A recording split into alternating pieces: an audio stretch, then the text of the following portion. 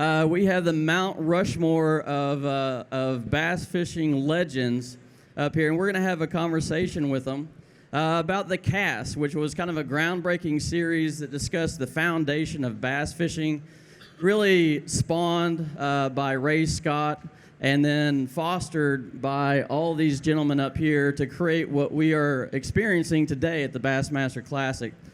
But before we do that, I have a really, really special presentation. For the very first year, B.A.S.S. created a Person of the Year award. And that award is going to not only someone who is extremely successful on the water, had a great career, but also made an impact off the water. And I'm really excited to present to you the very first recipient of this award, Mr. Rick Clunn. You got to clap for that guy. And in case you've lived under a rock or you haven't been around bass fishing much, you got to know that Rick had a 50-year career with B.A.S.S. from the very beginning. He fished over 500 B.A.S.S. events.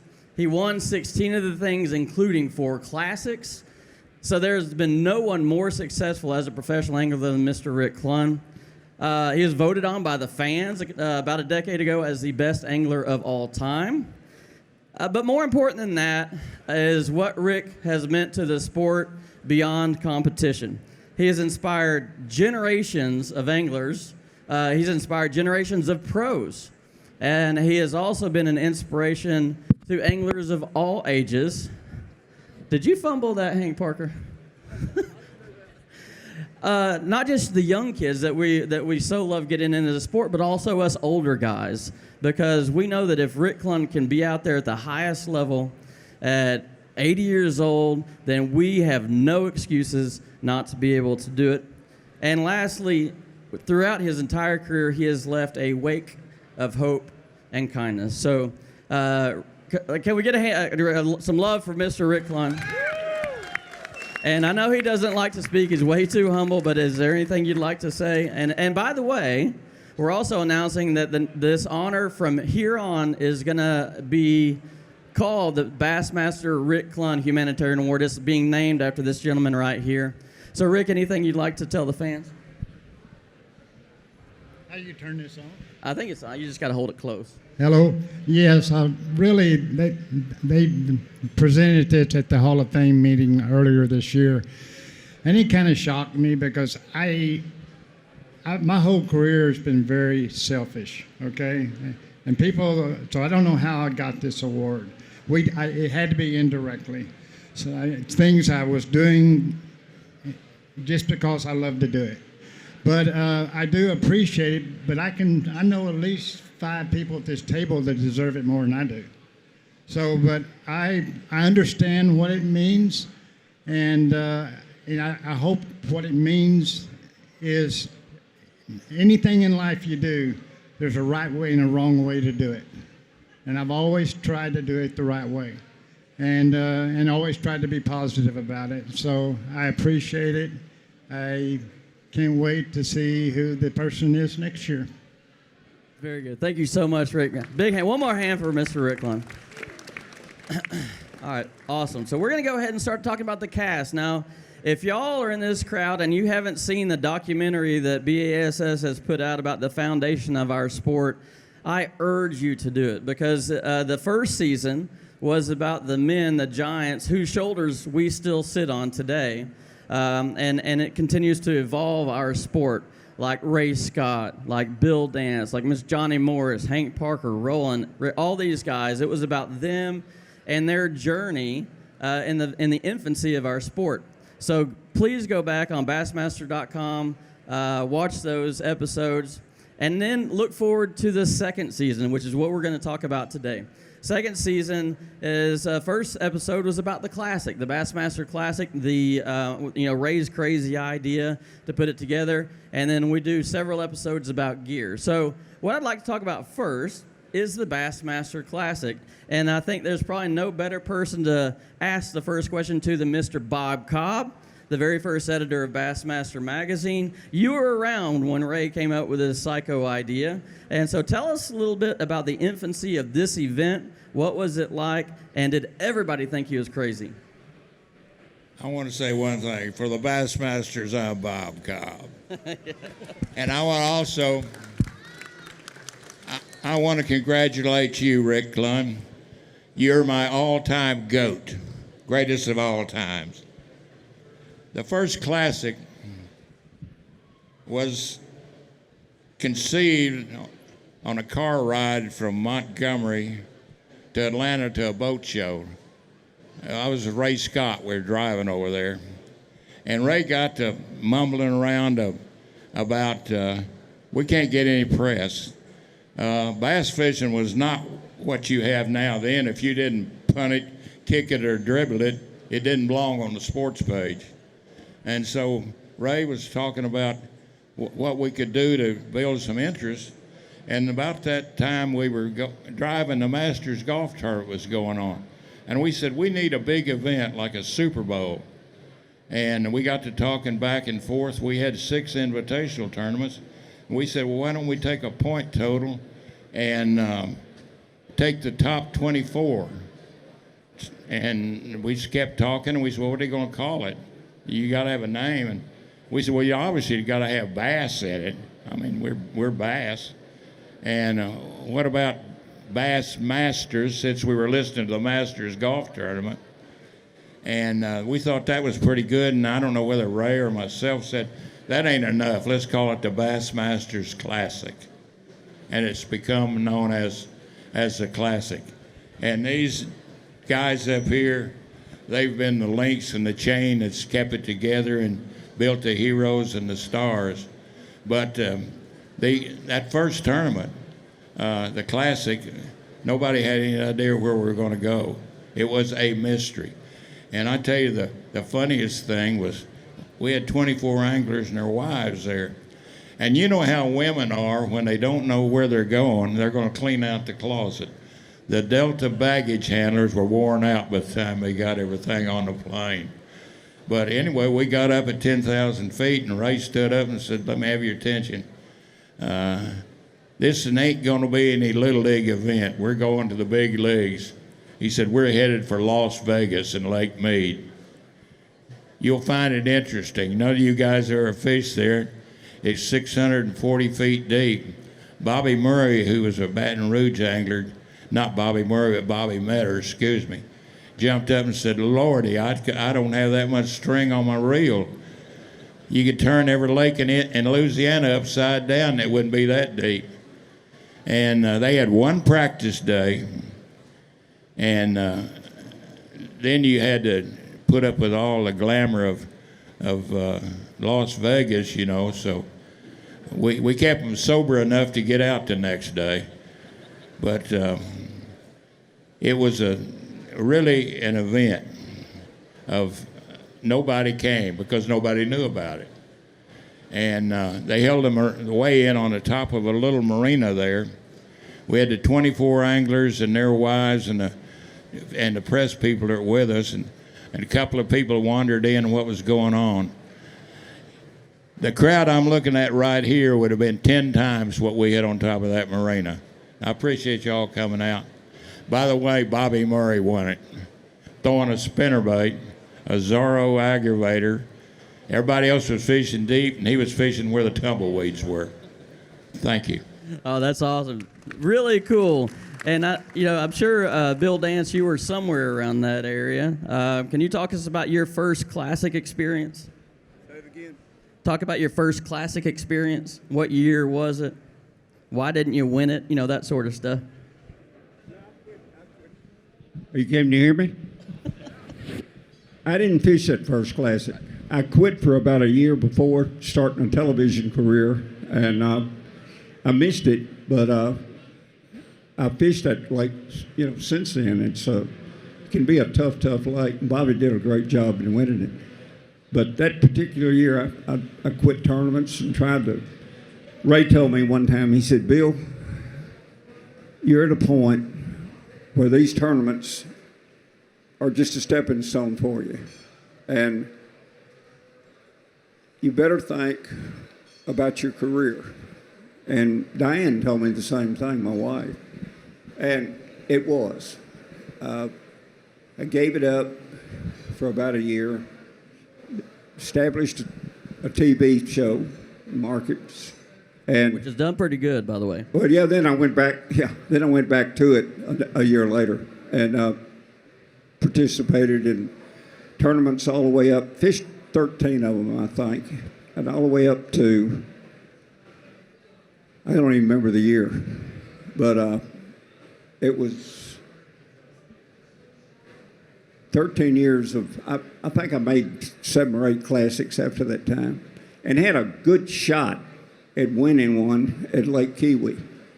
I had a limit of bass every day, fortunately, and I caught those fish and started out, and they were 35 feet deep. The water was gin clear. And the second day, they moved down to about 45 feet. And I had Charlie Searcy as my observer partner. He was an outdoor editor for the Nashville Tennessean. And the last day of the tournament, I was catching them on a Carolina rig. I was catching them at 52 feet. So I thought I had a good shot at winning. Had a limit every day and came in, and everybody was saying, congratulations, congratulations, you got the tournament. Wait. It was like a dream come true. And one guy had not weighed in yet, and he broke down just about a half a mile from the weigh-in. And that rat right there pulled him in. he pulled him in, and he weighed in time. His name was Rayo Breckenridge. Great guy, great fisherman. And when he weighed him in, he weighed in. He won the tournament. And I guess that was the hardest. I guess it was the hardest thing I've swallowed. I could trying to smile and cry at the same time. It was a hard thing to do. But my wife always told me, everything happens for a reason. And I said, yeah, I guess so. And she said, no, I want you to listen to what I've got to tell you. Rayo's wife, Marilyn, needed eye surgery to keep her sight. And this tournament really helped them, the payout, for her to get the money to get this operation. And I said, I didn't know that. And she said, well, everything happens for a reason. And it just flip-flopped that loss. Took a deep breath, and I felt so much better about it that Rayo won it. And I walked over and I hugged his neck and kicked him on the shins as hard as I could. But Rayo was a wonderful guy. But that was the closest that I ever came to winning a classic. I just knew I had it won, only to find out, boop, I didn't. But like Diane says, everything happens for a reason. And that's an incredible story. And this event is full of those incredible stories. No one has won more of these things than Mr. Rick Clunn. Rick, I'm curious, from the first classic you fished to the first classic you won to the last one you won to the last one you fished, what has that journey been like being at the World Championship of Bass Fishing? Well, it's ever-ending, evolving process, and it's even the other day watching. I was doing a deal, watching the doors open and watching this tsunami of people come through the door. It still blows me away, and I've been to over 50 of these things. And getting back to Bob talking about Lake Mead, the classic, the number one thing it's done in the sport, it's done so much. But the number one thing I've seen is bringing young anglers that want to do it. Watching Bobby Murray win that tournament was my inspiration. It gave me the courage to say, I'm going to quit one of the best jobs in the world and go fishing. And I did, but this tournament was the inspiration to do that. And I guarantee you 85% of these anglers that fished in the Classic or that are fishing here today, that was their inspiration initially, was this genius idea Bob y'all came up with you know, called the Bassmaster Classic. Mine, you got to remember, if you're a fisherman that's been in it, and this is why the cast stuff he's talking about became so important to me. I was like a running back, okay, that the quarterback hands the ball to, and he breaks through the line. There's a hole there. He breaks through, and then he dodges a linebacker to the right, and then he cuts down the field to the left and gets by the safety and goes for a 70-yard touchdown. He doesn't really know what happened because he's in the middle of the game, unless he can go watch game film. And then the game film, he goes, wow, my tackle knocked the crap out of that tackle, made that hole. And my tight end came across and took out the linebacker. And then my safety knocked out, my wide receiver knocked out the safety. So now he got to see the whole game. And it gives him, believe me, I know watching cast was the first thing that did that for me, sadly, because I was always in the middle of the game. I didn't see everybody else's contribution. And I'm so glad now that I've had game film, thanks to the cast material and other things now that allow me to see everything that's taking place. So that's really the Classic for me. I was in the game for so long. As much as I hate not being in the game out there today, there's a really good side to being able to appreciate y'all. I get to come see y'all. Believe me, we don't really want to do that in the beginning. we don't want to stand there and sign autographs when we think we should be out there fishing. But over time, I've learned to appreciate it. And today, you know, every day people come up and tell me something like being inspired that almost make me cry. And so thank y'all, and I'm glad we've had the vehicles now that I'm allowed to see the whole game. Well, and it's been fun watching you play that game for 50 years. Another person that was fun to watch was Mr. Roland Martin. A lot of people said and believe, and it is likely true, the best bass angler in the world never to actually win the Classic. It puts an exclamation point on how difficult a task that actually is. Roland, let's talk about your journey. 18,000 Angler of the Year titles, I think, fished a ton of Classics. But what did this event mean to you? I remember I was, I guess, the only one here that was at the first Classic. And Ray did everything in the world because we'd gone out there for a couple of weeks ahead of time, or months ahead of time, to do a seminar. And I'd been invited to go fish the lake, and so Ray didn't want me to fish the lake. And so I said, I'm going to go fish Lake Mead tomorrow. This was months before the tournament. No, you can't do that. I got some things for you to do. So, and then Bob came up with things for me to do. And I remember I never did get to fish Lake Mead. So it put this in the back of my mind just before we got on that plane where he announces Lake Mead. I wondered then, maybe it was Lake Mead. Well, I hadn't done any research on Lake Mead, so that was the deal. I did catch a big bass on Lake Mead. I think I had the number one bass. But my closest experience was at the St. Lawrence River. And up to that time, I'd laid all my eggs in one basket. I thought Angler of the Year was a special thing for me, and I was trying to do well all year to have the point title. And so I managed to do that, and I was really proud of my accomplishment there. And I know Rick and I would talk back and forth because he was the champion of winning the Classic as well as Hank. And it was kind of like, which is more important, Angler of the Year or the Classic? And so I always thought that the Angler of the Year was awful important. But anyway, it's now proven maybe not, but it's still a big deal. For me, it was my big deal. And so when it came to the Classic at the St. Lawrence, it all boiled down to the last day. I had the lead. Bo Dowden was right there too. And there was a little crack in the Mary Island Ledge near Alexandria Bay, going into I forgot, Lake of the Isles. And I'd gone in and I'd shaken this big old 5 or 6 pound bass off in the warm-up. And I went in the first day, I didn't catch it. Went in the second day, I didn't catch it. And I went into the third day, I'm leading the tournament. And just as I'm ready to cast into that little crack, it's late in the day, a little boat comes up and says, "You should have been here 5 minutes ago." And I said, well, what happened 5 minutes ago? He said, that fella, Bo Dowden, he came through here and he threw in that little crack and caught the big bass of the day. And so I just said, why didn't I do this 5 minutes before? Maybe I would have won, or maybe he wouldn't have caught the fish and I would have won, or any kind of scenario. And you always every time you lose, you think about how you lose. And it just bothers you. Not that you win, you don't think about the wins, you think about the ones you lost.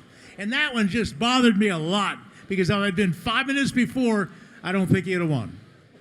At that particular tournament on the St. Lawrence River, I was sitting up, I'd already weighed in, and I was sitting beside Mary Ann, Roland's first wife, and she said, watch him. I said, I know his moves. If he's got fish, he's going to comb his hair. If he doesn't have fish, he won't. And I kept thinking, does he, doesn't he, does he, doesn't he, does he, doesn't he? And all of a sudden, he reached, he pulled out, started combing his hair, and I said, that rat fink, he's got him. Sure enough, he had him. He'd always comb his hair when he had fish. Do you remember those days, Ricky? Back, put his hair. He's got fish, but he doesn't. But he was always a tough competitor, really was. Good night, he was tough. And Ricky, as well as Hank and Johnny in his day, Johnny did real well in those tournaments in the early days. He did. So, Well, yeah, and He made the first five classics in a row. That's pretty good. yeah, he did. That's really Johnny good. Morris. So, by the way, and Mr. Morris, it's a lot of people know you as a great conservationist, the man who created Bass Pro Shops. A lot of people forget or maybe not know how good an angler you were. May not have known that you fished those early classics. So, can you give us a little insight into your actual fishing career? And a lot of that included Bassmaster Classics. I can tell you, a couple of days ago I had a birthday. Not quite as old as Bill, but I'm getting up there. And I'm fishing with my son and a grandson, and I was kind of torn. Should I leave that good fishing or just being with my buddies and come here? And I walked in this room, and I was happy to be here because I feel so blessed and thankful to God in my life to spend my whole life around fishing. And how I met Roland, Bill, many other fishermen that you know. My home lakes, Table Rock and the Ozarks, in the first National Bass Tournament, I remembered this on the way here. It was 55 years ago in 1970. And my dad and I had this little Richland aluminum boat. And we had a 25 horsepower Seahorse Johnson on that. And I go down. Anyway, my boat didn't quite make the tournament scale, but I fished there, and I think Roland won, or Bill won. Roland came in second. But man, Wait a minute, I got what'd you just say? You won the tournament in I won. 1970. Oh, yes. Did you hear that? Yeah. Yeah, so Bill and I, you roomed together. Remember that? Anyway, I made a list of all these lures. I go back, there's a store called Gibson in Springfield, and I had the list for the sporting good manager. I was a good customer. He said, Johnny, I'm sorry, I can't get these things. So then I went to my dad and talked. He had a liquor store on the way to the lake, and he let me, we called it Bass Pro Shop, and we put some bait in there, and every time we had a sale, he'd sell some more beer, and he was happy and I was happy. But I just, James, I drift off, but I just walked in here, and I just so thankful for Ray Scott who gave birth to all this. And I see that Ranger sign back there. Think about Forrest Wood, and just what a great sport this is, and the guys that had the vision to give birth to this. You, Bob, everybody, and So fishing my life, and yeah, I fished 5 classics, and then in that time, it was like the happiest days of my life, and it kept us close to what was happening when fishing, so we could have little tabloids, and since that, I'm just blessed to go all over and be able to fish and call it work. And I would say one thing, too. We thank you to all of our customers that are here. If you ever shop at Bass Pro, thank you. We're proud we give 10% of our earnings back for the last decade to help for our future of conservation. And it's something we all have to be together for our future. And that Ray Scott, going back to Ray and his vision for conservation and safety both. it's a happy day to be here with everybody. Very happy.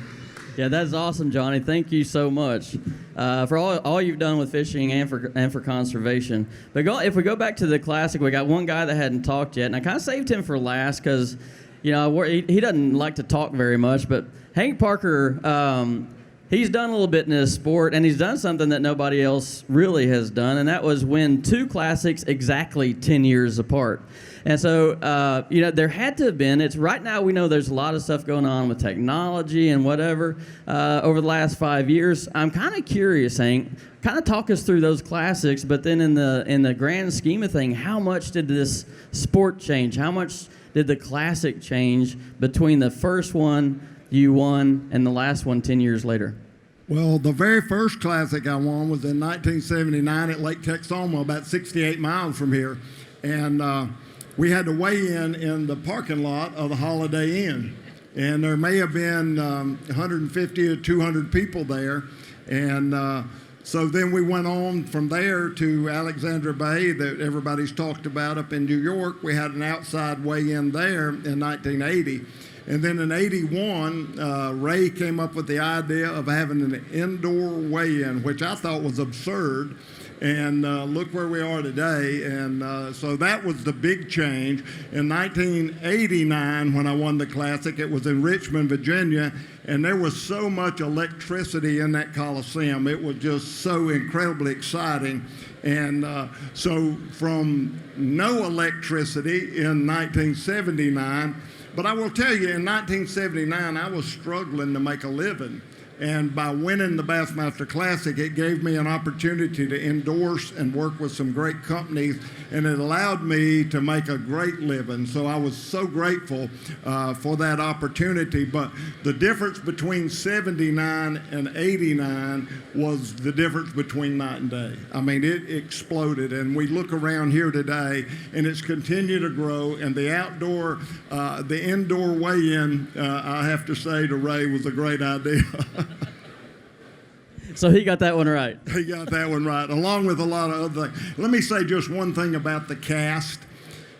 Watching Ray Scott, everybody says you cannot fight City Hall. Ray Scott challenged on the Clean Water Act, and it was all played out on the cast. So Ray Scott challenged Fortune 500 companies who were polluting our waters, and he fought them and won. And we got another guy that has that same profile. He's not afraid to fight anybody for the conservation and the future of our sport. So the most important thing for me out of watching all the cast episodes, which I love, by the way, was watching Ray challenge these companies that were polluting our waters, and it changed everything for us. And I'm so grateful for Johnny for picking up that wand and carrying that forward. Yeah, agreed. Yeah, we'll get. Look, Ray taught us there is power in passion, and the group under this roof right here and going to the Dickies Arena, there's not a more passionate group out there, and we'll fight for what we love. But next, I want to go into, because this second season of the cast also talks a lot about gear and tackle and the evolution of what we use to fish with and how we fish with it. And one of those, big thing has been safety. I talked to all these guys, and they all have harrowing experiences. But one of my favorite stories, Johnny, has to do with a gas tank. And the safety was not the number one thought back in the day, but it certainly is now. I was wondering if you could share with us the kind of the story of that gas tank with us. Okay, we're on Beaver Lake in the Ozarks, early spring. I was with my partner. We ran way down the end of the lake. Rob Craddock was his name. It comes to me. Anyway, a freak spring storm comes up, headed across the big open water, had a lot of fish in a live well, did real good. We headed out. I wasn't good at taking care of my gear, so my battery, my bilge pump wasn't working. And my engine stalled out. And then we took on 2 or 3 waves, and the boat capsized. And I'd read something or seen something from the Coast Guard, grab anything that floats. So I swim out. My partner and I both had on snowmobile suits. We had on life jackets. Ray said you got to have life jackets and kill switch. But anyway, I get back to the boat to rest, and the boat sank. And we were both floating around for about 45 minutes, said our prayers. All of a sudden, this fisherman, Billy Westmoreland. We were hanging on to a gas can, to get back to your question. And that gas can, it was 3/4 full, but it was enough. And it saved our lives. And that can and answered prayers. And this fisherman, I don't know if you remember Billy Westmoreland, he was famous for smallmouth, but him and his partner, they risked their lives to stop out there. The waves were still big. And anyway, I'm happy to be here today. But after that, Ray championed also for upright level flotation and just working with the Coast Guard, and set a lot of not only legal standards, but also just set the compass to motivate fishermen to think about safety and also release the fighter. I remember catch and release. Ray started a lot of that. Yeah, that is exactly right. Yeah, Rick. Johnny, I know, are you still looking for that boat? Yes, you want to help me find it?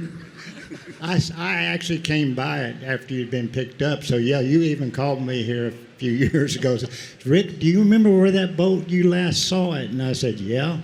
And so I told him, but you haven't found it yet. No, we need to get some good electronics. Can you help us with that too? Me? No.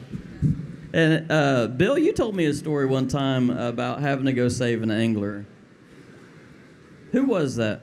This was on at a Lead Hill boat dock on Bull Shoals Lake. It's a big, big highland reservoir up in northwest Arkansas. And I was standing on the dock. I had pulled in and was sitting there talking to several anglers. It was a guy, I believe he was working for Lawrence Electronics. Now, best to me, I think his name was Phil Wiedemann. That's the closest I could come. He walked up and he said, you know, there's a Fisher Marine boat upside down out there at the mouth. And I said, what? And he said, I said, upside down? There was only one guy running a Fisher Marine at that time, and it was John Powell. And John was a super angler from Montgomery, Alabama, and he looked like Howdy Doody, if you remember Howdy Doody. And my wife would say, she'd walk by and she'd say, howdy, howdy. And, you know, but old John was a great guy. And I said, let's go. And he said, where? And I said, come on. He took off, and I jumped in somebody's boat. I don't know who it was. Fired it up, backed it out of the slip, and took off through a no-wake zone and got there. And sure enough, the flotation still had the boat 80% out of the water. And as we pulled up, I looked, and at clear impoundment, I saw a hand like this. And I screamed as loud as I could scream, John! And I saw his head just almost disappear. And I screamed again as hard as I could scream. And his hand came back up enough where I reached down and I got his hand.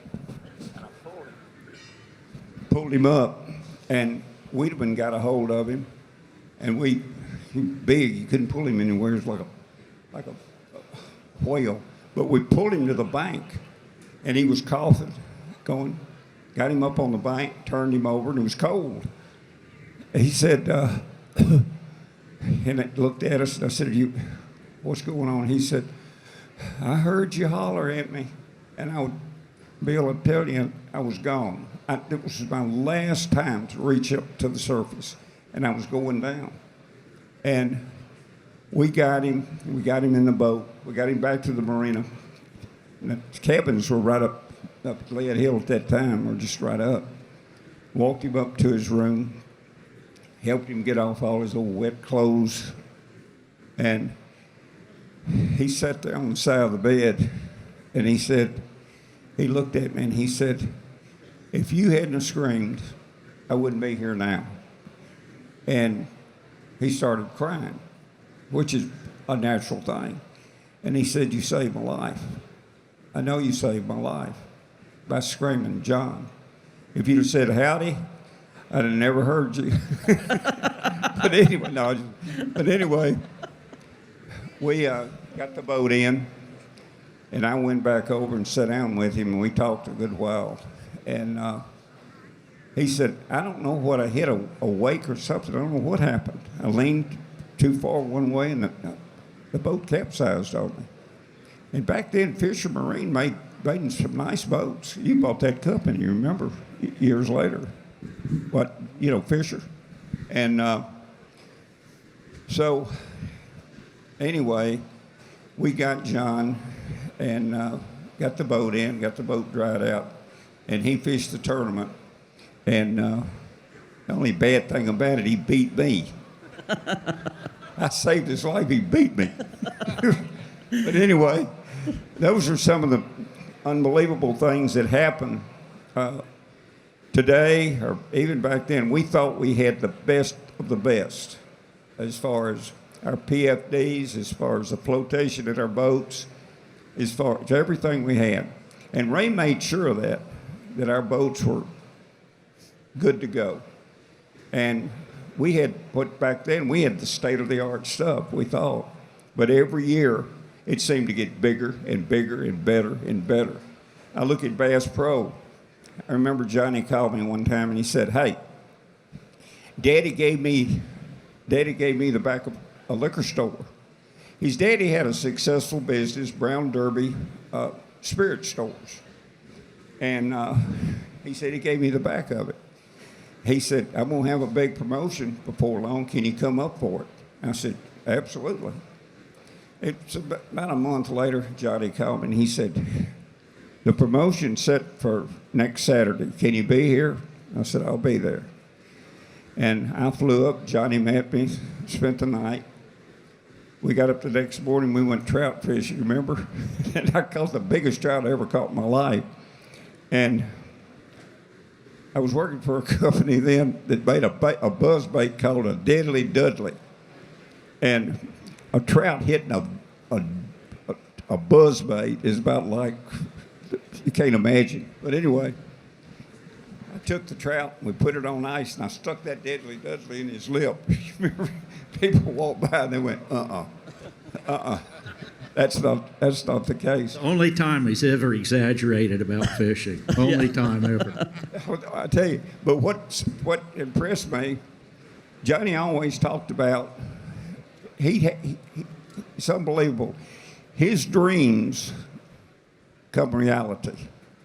And I can tell you many, many, many things about him that he dreamed about and talked about became reality. But I remember that day on Campbell Street in Springfield, Missouri. We took the trout, we drove to the store. And up on the marquee, it said, Jack Daniels, half gallons, 1995. Jim Beam, half gallons, 1795. Seagram's, so-and-so. And I looked at that, and underneath it said, "Welcome, Bill Dance." And I said, I have hit the big time. My name's up there with Jack Daniels. Of course, I grew up in Lynchburg, Tennessee. That's where the distillery, Jack Daniels Distillery, is. I said, golly, I've made the big time. And we went in that store. I was just floored how many baits and stuff we sold. I was used to selling one or two spinner baits. Well, people up there, they were buying a dozen of them. And that reality, that dream became a reality with Bass Pro Shops. And a lot of us realized the importance of it, where it could go, and helping Johnny and Johnny's conservation moves. And look where it is today. It's number one sporting good company, sporting good outlet in the world. A giant toy box. If they don't have it, you don't need it. Yeah, that is exactly Okay, right. Bill. Thanks for the big plug, buddy. We all led a very blessed life. Give me a B. Spinner life. Give me an A. Give me a double SMASTER. Yay, Bassmaster Pro Shop PRO. Right. Staying on that theme, I'm going to come over to Hank. You know, back when you were probably 40 or 50 in 1968, Stan Sloan came up with a weird idea of putting a trolling motor on the front of the boat instead of on the back of it. And those sort of innovations or changes in thinking have really set a course, a wild course for what we see in technology, what we see in bait advancements. So in your career, what was the biggest aha moment that you said, well, I wish I'd have thought of that? Well, in 1968, I think Tom Mann was the first one to have a depth finder. He had a flasher, a Humminbird flasher, and he put it on a boat permanently. Lowrance had a little green box and had a suction cup for the transducer, but Tom came up with a Heath kit that he made waterproof and had a depth finder on it. And when I was like 16 years old, in 1968, Blake Honeycutt showed up on Lake Hickory or Lake Norman, North Carolina, with a depth finder. And my dream at that time was to catch a bass that weighed 5 pounds. I never caught a 5-pound bass in my life. And I put in at the same time Blake did, and he had a Ranger boat, and Ranger was written in stencil on the side of that boat. But I looked at that boat, and it had swivel seats in it. I thought, oh, my goodness. And he had a depth finder. I didn't know what that was. But when he came in that day, and that was before the days of catch and release, Blake had a 9-pound bass, had 2 bass around 8 pounds, and the smallest bass on a stringer of 8 was about 6 pounds. Blew my mind, bigger than anything I've ever caught. And he showed me the first depth finder. So we talk about today, the technology and the changes. I've been there for the days of the flasher, from the days of the paper chart recorder to the days of side imaging, and now we got live sonar with forward facing. So it's been an advancement from day one, and people talk about fishing as a whole. Every day is a learning experience. I mean, it's a whole new ball game for me today with forward facing sonar. I like to fish with it, but I'm not very good at it, but it's quite a challenge. And so this sport is just changing, and it's a constant change. And so you got to relearn every day. You can't ever rest on your laurels. You got to be able to get out there and get with it. And all the technology has changed the whole game. Yeah, it's incredible. Roland, you've probably seen some changes throughout your career. Was there a moment where you saw something that was like, wow, this is going to be a difference maker? Well, back in '71, I came up with this water clarity meter, and I had a big article in Bassmaster magazine, and Lowrance Electronics said, well, that's something maybe we could produce. And I had a big article about how important water clarity was, and this thing measured water clarity. So Lowrance Electronics hired me, and I went into Tulsa, and I started working with Ron Genson and all the guys at the marketing thing. And that was about the time that when Johnny had asked for one of those first promotions over at Springfield, I brought a bunch of depth finders over, and we sold them at first promotion. But anyway, my job was to go around to all the bass clubs, and bass clubs were really popular then. And my job for Lowrance was show them how a flasher worked. And I would adjust it to the threshold of an echo and blah, blah, blah. There were a whole lot of things I did to get the relative size, because you can take a flasher graph and make a little 1-inch minnow look like a 20-pound bass. So a matter of how you adjust the gain and the suppression and all that. But anyway, I was pretty good at that, and I had a little roller graph, little thing that I had a screen, and I would show what logs looked like, what grass looked like, what a hard bottom, all the different features of a flasher graph, and I gave a whole seminar on it. About that time, Ray Scott had said, let's do a seminar tour. So he hires me in '71 to be the electronics expert, and I wasn't much of an expert, but I traveled to 102 cities that first year with Bob Cobb and John Powell and who else? I don't know. Anyway, Harold Sharp. And we did 102 seminars all across the country, and my job was to run the projector and also give this demonstration on how to read a flasher graph. So I was called the electronics expert, and I had temperature meters, I had pH meters, I had all sorts of meters and oxygen meters, and so we went to these tournaments. I was always studying moon phases and all the scientific stuff that you could ever add to a lake, and my job was to find as many patterns through the exact set of water and cover conditions and establishing that pattern with all the scientific knowledge that I had. So I was like a scientific guru then, And I don't know about now. I'm not, but that's what it was then. That's a, Could I add one thing? please.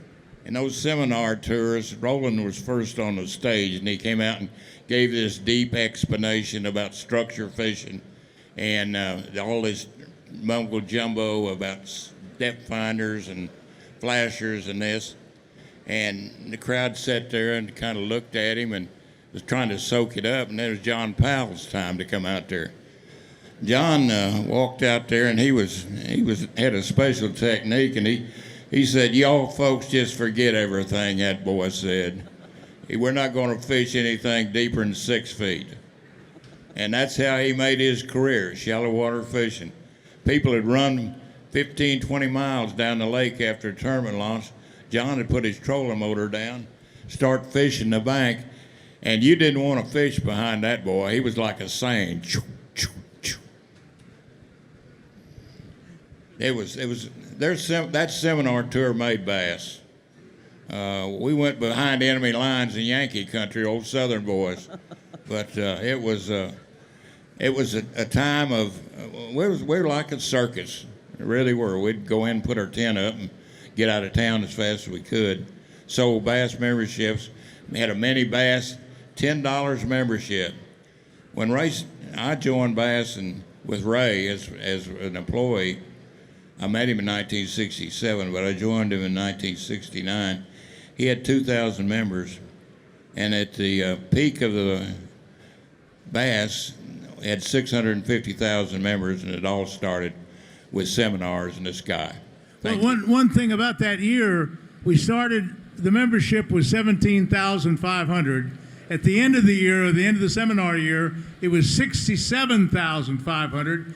That was a 50,000 membership upgrade, and Ray Scott paid us 25 cents, each of us, myself, and he paid me 25,000 for the year, but then he paid me 25,000 more for the actual increase in membership.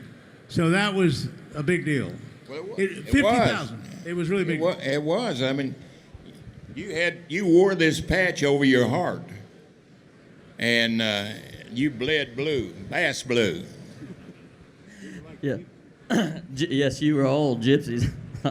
And there are stories that y'all can't tell. I've heard them. No, we weren't. No, we were like gypsies. We traveled in this Bluebird, this bus he had, and we'd work a town, Knoxville, Tennessee. And when the thing was over, we'd break down, and then we'd take off. At Hal Sharp, he couldn't drive. So if I was there, he said, "Drive the Bluebird." I said, "Where are we going?" "Well, we're heading over toward Nashville." And so Nashville, we do a seminar. Roland, Tom Mann, John Powell. I don't remember who all was on that seminar bus with us, Roland, but we'd go to bed, get up the next morning, poof, we'd drive down to Huntsville, Alabama. Then we'd leave there, we'd go to Memphis, Tennessee, and then to Little Rock, then to Tulsa, then to Dallas. And we were like gypsies. We'd go to bed, wake up in the morning, take off, do our deal, and we'd have big projectors, and we'd talk about how to structure fish, show graphics of this and that, and how to rig worms, how to set the hook on worms, just blah, blah, blah, blah, blah. But they were all educational things that we were passing along. In fact, it grew so big, we were in Houston one night, and I'll never forget it. We had half of this gigantic building was a Houston Music Hall, and the other half was just a convention hall. But it was a night that Sonny Liston, Joe Frazier broke Ali's jaw. That's how long ago. And we had Get About Get Us on that show. You remember Get About? It was probably one of the oldest TV fishermen there ever was. But we would, it was so big in the seminars and the Bluebird Trail that we all started to work on or work with. It grew so big, the fire marshal had to close the door. We had people that wanted to get in, and we didn't have room for it. So the fire marshal actually, he'll close us down. You remember those days, Bob? Never forget it. every day. I remember you're talking about Houston there.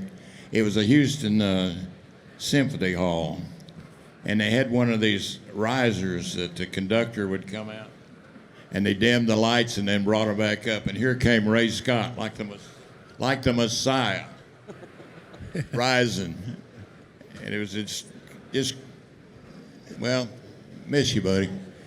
Yeah. Wait, one last thing about the seminar too that was really funny was Ray Scott would drive the bus a lot, and there was a little switch on the front of the boat, of the front of the bus. You're not going to tell that story. I'm going to tell that story. Oh. And we didn't know what the little switch was. What the little switch was an illegal dump thing for the sewer line. And we didn't know what it was, but it came out of a big hole in the side of the Bluebird. And when they'd pull into the woods and do an illegal spot, you just push the button and it would drain all the toilet water. So Ray didn't know what the button was. We're on Worth Avenue, downtown Dallas. It's lunchtime, and all the lawyers are dressed up in suits, and all the secretaries have formal clothes on. Everybody's carrying a suitcase. And Ray pulls up to a big crowd. He says, I wonder what this button is.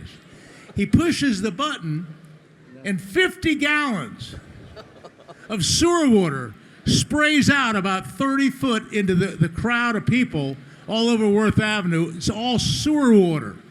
And Ray just is in a panic. He takes off and just takes a left and a right and a left. He said, I got to outrun everybody. I got to get out of town. And he's going as fast as he can because he knows he's just going to get arrested any minute. But we got out of that. Somehow we didn't get arrested. Ray was always good at getting out of everything when it comes down to it. But before we get off this last topic about tackle, Rick Clunn is one of the most cerebral anglers ever, and he's fished at the highest competitive level for 50 years. Rick, I'm really curious as to what your opinion might be as a piece of technology or equipment that really changed the way you fished. Well, I mean, there's so many, and I will tell you, you go back there in the Nitro booth, the Ranger booth, the Tracker booth, or any other boat booth in here, and you will be looking at the most sophisticated boat on water that exists, except for what the military may have. There's no boats that are no more designed to do the job they do than these boats, and they're the best they've ever been. But along with this tour deal, a lot of people leave out the importance of that tour deal. Ray I think his greatest gift was the ability to attract the right people to him at the exact right time. If he hadn't attracted Bob to him, this would not exist, because Bob could deal with the media. Ray couldn't.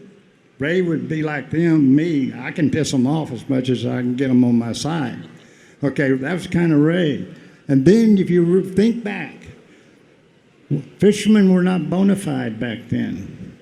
Okay? Most of the time, when you thought of fishermen, especially if you put them on TV, they never graduated to 6th grade, okay? Most of them didn't have teeth, but Ray was smart enough to bring this guy into the picture, Bill Dance. Don't talk about Hank Parker like that, Mr. Claus. No. I know better. I know how powerful Hank is, so he's a power angler. So, but Bill, he brought Bill in because Bill made us bona fide. Golly, look, he can say a complete sentence. He dresses well. And then, but the other thing Ray had to overcome besides our image, which he helped, was everybody believed when you won tournaments, you were either dang lucky or you were cheating, okay? But he changed that when he brought the art, that fishing was truly an art and science. And at these seminars, even if you don't think you were an expert, you were changing the image of the sport where, no, you have to know the science if you're really going to survive in tournament fishing. And that was one of the most amazing things to me, was to watch that evolution. And then Johnny built all these stores, and everybody thought he was just building a museum to himself. How are you going to sell tackle in that store? I mean, that was amazing. But no, that was a museum, because I walked into the very first Spring Classic at the home corporate office in Springfield, Missouri, And believe me, when I started in 1974, they go, what do you do for a living, kid? I go, I'm a fisherman. What? What, do you own a shrimp boat? No. Do you catch catfish? I said, no, I'm a bass fisherman. And so I didn't feel bona fide. I mean, I was always having to explain myself. And so the first time I ever walked into your store was the first time I felt this is a museum to outdoorsmen. We didn't have a vehicle like other sports was, but any outdoorsman that walked in this store felt bona fide. And I certainly did today. So that's why, a lot of this is special, because this is the outdoorsman's vehicle. And why is that important? Because without y'all, we don't have conservation. Without y'all. Y'all the ones that are going to do all the work and make things still, your young children. And I love the young children here.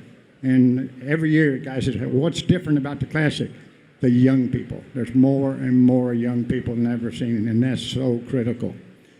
Product-wise, golly, the best thing for me product-wise was a power pole. My last two tournaments in 2016 and 2019 that I won, I buried my power poles into the shallow water on the St. Johns River because I fish fast. Hank fished incredibly fast.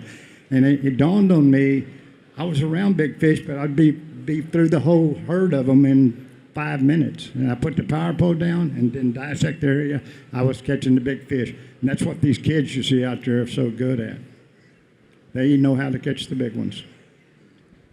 Excellent. And we can't get off the topic of tackle without talking to Mr. Johnny Morris himself. And I'm curious, was there ever a moment, we know what Bass Pro Shops is now, we know where it started. Was there ever a moment where you thought, uh-oh, this may not work?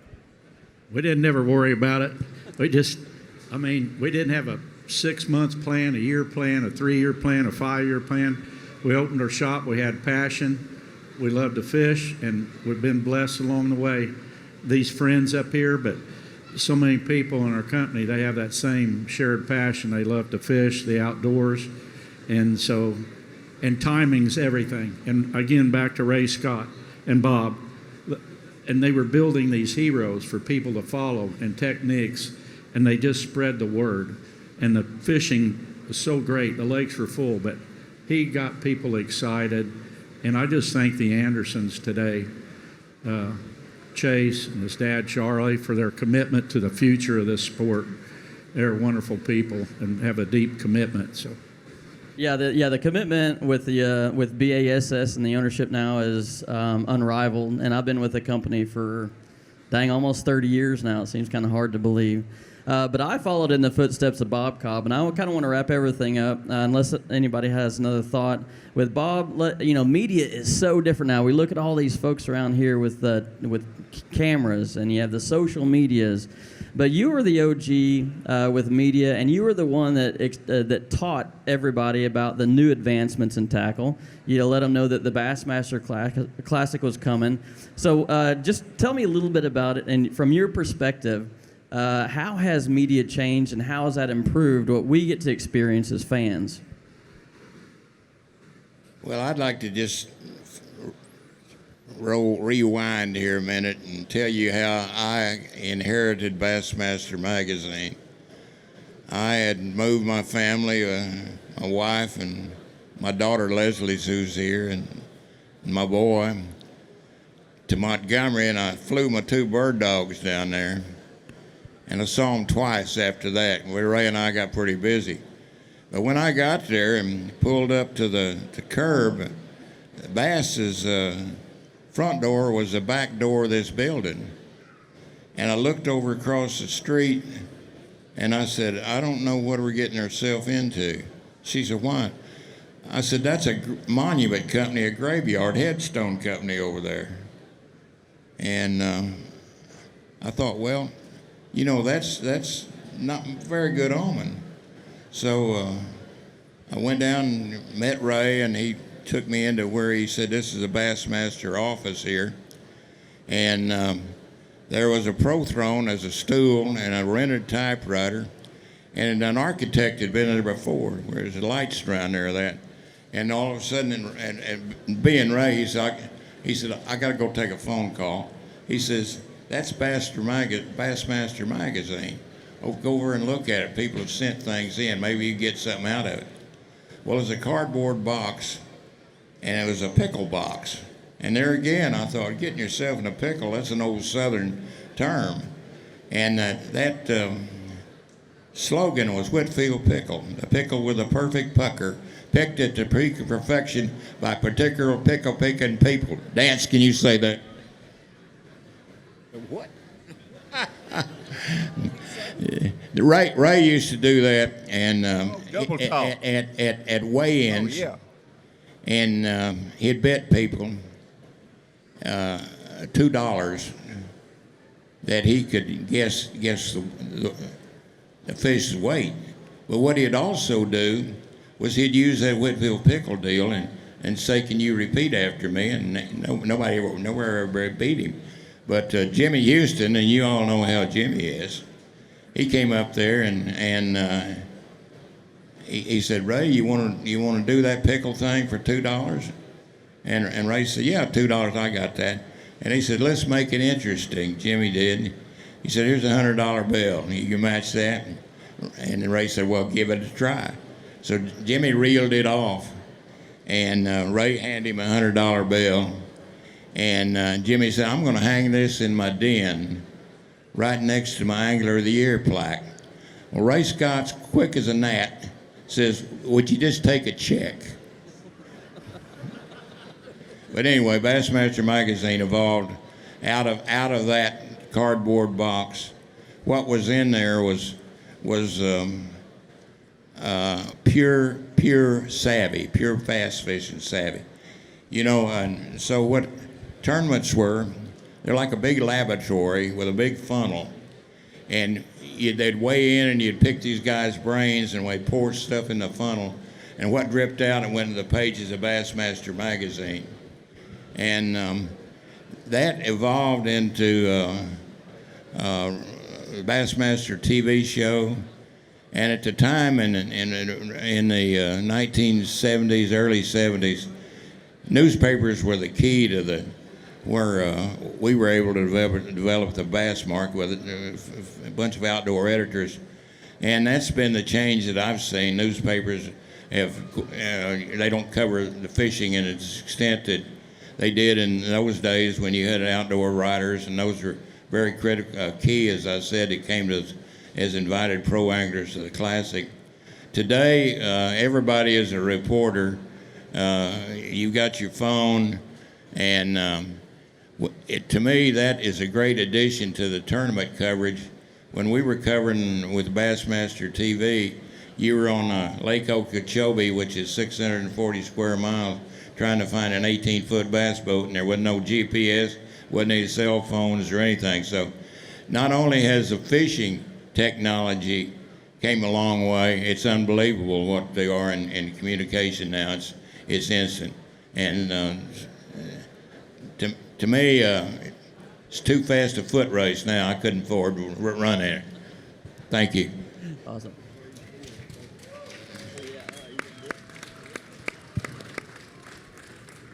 You know, we all live this part of Ray. Ray loved a double talk. You know what he's talking about. He loved a double talk. And we'd be somewhere and he'd go. And I said, okay. And it'd be John. John would be standing over here. And I say, "John, just got to just get up before you get up this morning with your boat." What? What'd you say? I said, "I was just repeating what Ray said."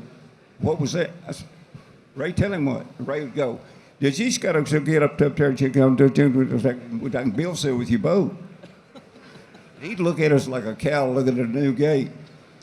One of the funniest ones, Ray, the back of his house out in south at Petola or Pitlala. He had a big pier, a deck around the back of his house. You could pull the boats in there. Well, George Bush, President Bush was there. And he had a dining room right there, and you come out of the dining room, walk out on the pier. And Ray was down at the far end of the pier, and I was up there fooling my boat, got up on the pier, and Ray went, go, and I went, Mr. President, you just got to take a date this morning?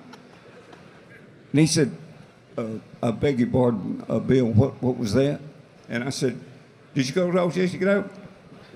Didn't it, Ray? And Ray would go, Mr. President, she's got to take what I tap out. And President Bush would look at me, and he'd look at Ray, and we carried this on for a little bit. And he had a Secret Service guy walk out, and he said, Lamar, do you know what they're talking about? And Lamar said, no, sir, Mr. President. George Bush said, I think both of y'all need to go to a speech therapy class. But we had more fun with that in restaurants. We double talked you, Ricky. We double talked Roland. With Hank, you got in the mix of that too. The Forest Wood, that was good. The Forest Woods, what? Forest Wood got bent out of shape. Remember? You double talk Forest Wood. Yeah, double talking Forest. Oh, he got mad. Oh yeah, Forest. He said, I beg your pardon. I didn't understand what you said, Bill. And Forrest, I said, I'm just repeating what Ray said. Ray, tell him. And Ray would blare him, and then he'd go, I said, Forrest, you don't go. Then he'd go, I don't think I want to talk to y'all. He got mad and walked off. Hey, Bill, this is Yeah. kind of a personal thing. Jeannie, my wife Jeannie, her favorite fishing story is one you tell. It's topwater fishing with these little frogman lures in Cagiaggy Creek. Yeah. And she wanted to know if you'd tell that story, but maybe you don't have time today. Oh, well, I'll tell Maybe this. not today. Johnny will call me sometimes. He called me from Africa one night, wanted me to tell his story. He just loves his story. No. What do you do? You brought it up. We do have time for one more story. Y'all all right for one more Bill Dan story? You better clean this way up, buddy. No, it's a long story. Sometime when we get time, I'll tell you about it. But it's a wild story. About One thing about it, you're never growing up, and I hope none of us do. Stay a kid forever. You're the best, buddy. All you guys. It's been a hoot to be here with.